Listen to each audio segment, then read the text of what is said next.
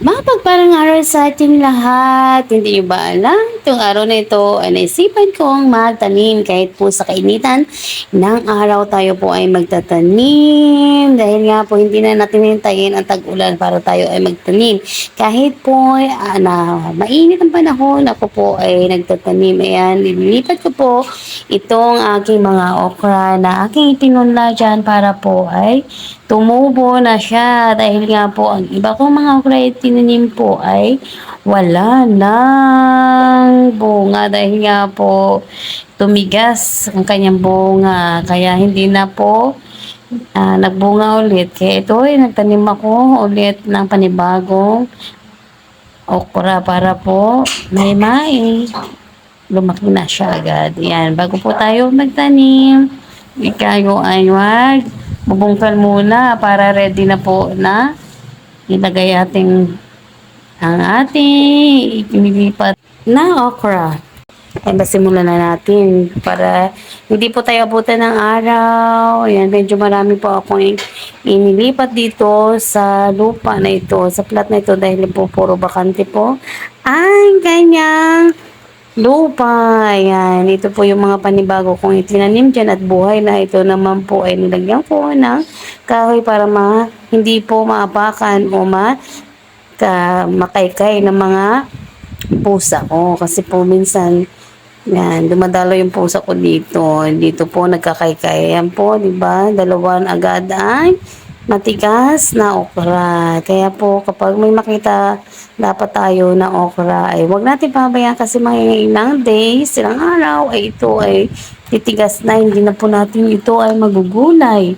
Yan, nakikita niyo po yung lupa po dito. Nilalagyan ko po minsan ng yung ibang mga pinagbalatan ko ng gulay, tapos yung mga shell ng mga itlog. Yan po ang kailangan ko. Kaya iniipon ko po yan kapag ako ay nagluluto po. Ay talaga nilalagyan ko at nilalagay ko agad dito sa aking mga pananim, ang aking mga pinagbalatan.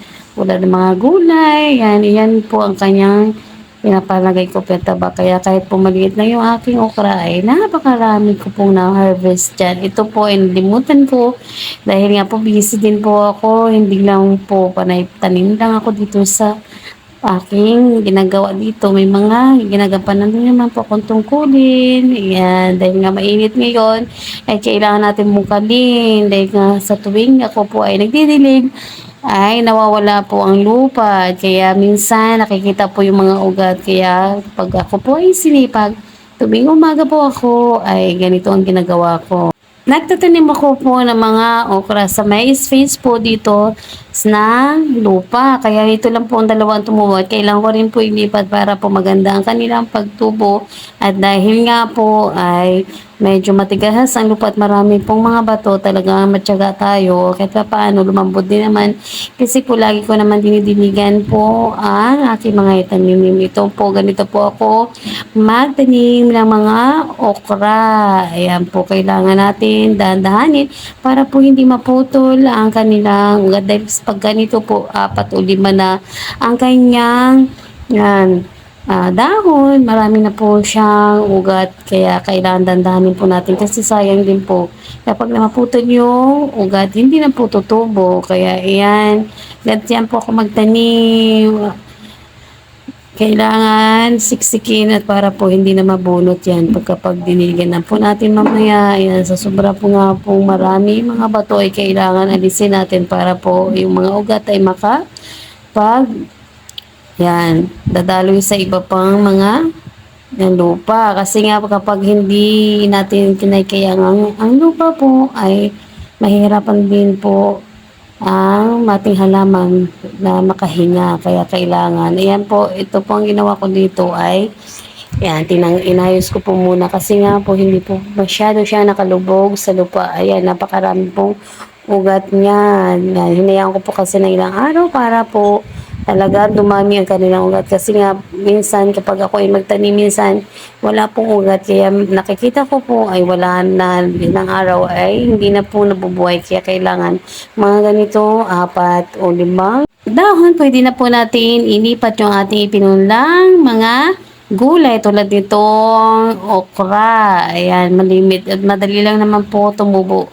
Ang mga okra kung lagi natin pong inaalagaan, dinidiligan at kung tuloy-tuloy na po ang kanilang paglaki po ay unlimited po yung ating pag-harvest dyan. Kaya nga po ay ilang piraso na lang po ang okra ko dahil nga po naging matigas na po ang kanyang mga bunga at hindi na tuluyang namunga at kailangan din natin sigurong ikakat ang kanilang sanga para panibagong tubo po. Tulad po nito, ayan na lang natera. Kanyang buto na lang natera dyan. Ito, dito. Pasensya na po kasi isa lang ginagamit ko po yung kamay ko ang isa kaya nahihirapan po. Ayan, isang kamay ko lang po ang gumagana dyan. Medyo marami-rami rin po yung aking itinanim dyan. Kaya ayan, kaya patyagaan nyo na pong panoorin itong aking video para po makita ninyo kung paano ako magtanim sa kainitan na araw. Ayan po, talagang buhay po yan. Wala talagang hindi namamatay na itinatanim ko kasi po may ginagawa ko dyan. Tingnan, panoorin nyo po sa bandang huli.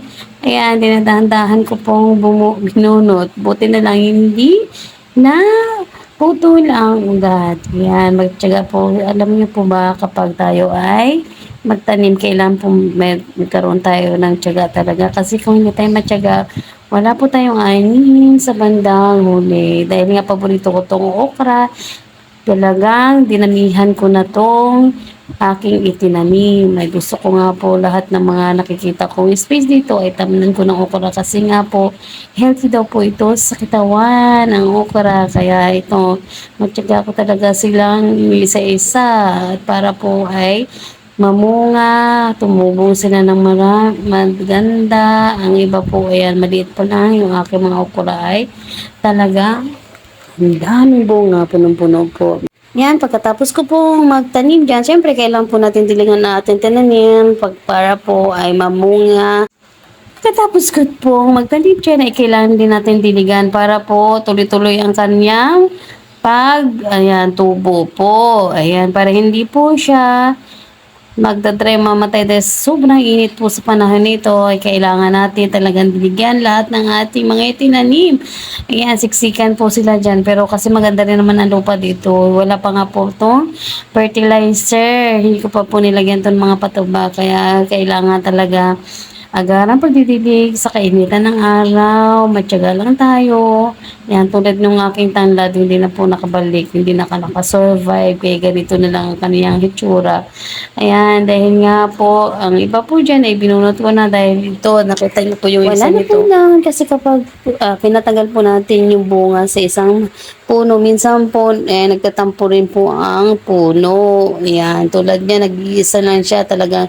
Dami pong mga hindi ko nakuhanan na okra kaya ginawa ko na lang ay kailangan ko pagulangin para po may mapunla tayo kasi sayang naman kung kukunin pa rin natin kung matigas na kaya tinuloy ko na lang po at talagang yan kailangan ko na po titingnan lagi kapag may bunga kailangan ko na kuhanin para po hindi po tumigas agad yan kahit mga maliliit po yan sobrang dami ko na po naaani dyan.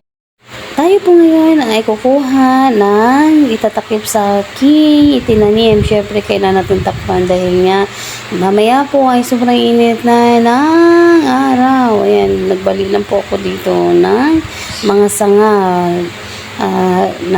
ang halaman na ito para po ito yung aking gagawin para hindi po direct sa araw at hindi malanta ang ating itinanim. Ito po yung aking technique na kahit po sa umaga po tayo magtanim ay talagang hindi mamamatay o hindi malalanta dahil nga sa kainitan ng araw. Yung aking pusa dito po talaga yan nag-stay dahil nga po nag-hunting siya ng ibon. Ayan, kailangan ko madaliin kasi nga po may time yung aking pag-garden dahil nga po after nito po ay nagagawin din ako sa loob ng bahay. Ayan, dito tayo talagang kinuha ko na lahat ng mga sanga para po eksakto talaga na matakpan ko yung aking mga tinanim dito sa aking garden. Ayan, nandito na tayo tapos na kumuha at tayo po ay Ganyan po ang ginagawa ko. Kinukover ko po ng sanga ang aking mga tinanim para hindi po masyadong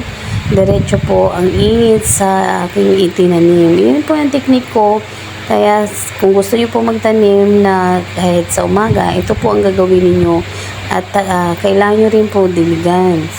Ayan po, talagang ito na po ang ginagawa ko at talagang alam ko na po talaga na talagang okay ang ganitong technique, ganitong paraan. Dahil nga po, kailangan na marami sila ilalagay para po talagang safe ang ating tinanim at hindi po sayang. Kasi nga po, mga ilang araw matagal po tayo maghihintay kapag tayo ay magpupula. At kaya kailangan sulitin na din natin, ilagaan natin yung ating itinanim. At kailangan takpan po talaga natin. Ganito po ang paraan kung gusto nyo pong magtanim ng kahit anong mga gulay o kahit anong mga halaman. Ganito po ang gagawin natin. Kailangan po natin takpan sila para hindi po malanta. Kasi po ito ay direct sa araw. Maaraw po dito sa lugar na ito. Kaya po ganito ang gagawin ninyo mga guys, ito gawin nyo lang kapag kayo ay magtatanim kahit anytime, magtanim lang kayo at huwag kayo maniwala na magtatanim daw kung busog. Ako kahit binaisipan ko magtanim kahit anong oras, yan, magtatanim po ako. Ano ko na po itong ganitong paraan, talagang mabisa talaga to kasi nagtanim po ako dito sa may mga sili. Ayan, dahil nga kinulangan nga po, bumalik ulit tayo kasi kailangan ko po talagang matakpan lahat ng mga okra na aking itinanim dahil maraming mga sanga dito. Ayan, nagbalin lang ako. Ayan, ito na po ay tinanim ko kasi po hindi sobra po ang aking mga okra na itinanim at ito po yung aking mga itinanim ng ilang araw, diba po? Ayan, buhay na buhay sila yung aking mga sili. Sobrang dami po ng aking itinanim dito. Kaya tingnan nyo, napakadami. Ayan, nabuhay na po sila. Lumaki na. Dahil itong ganitong paraan na tinakpan ko po. Umaga po ako nagtatanim dyan. Ayan, diba? Napakabisa ng aking paraan sa aking pagtatanim. Ayan yung aking mga okra. Ayan. Ayan po. Follow for more. Thank you for watching.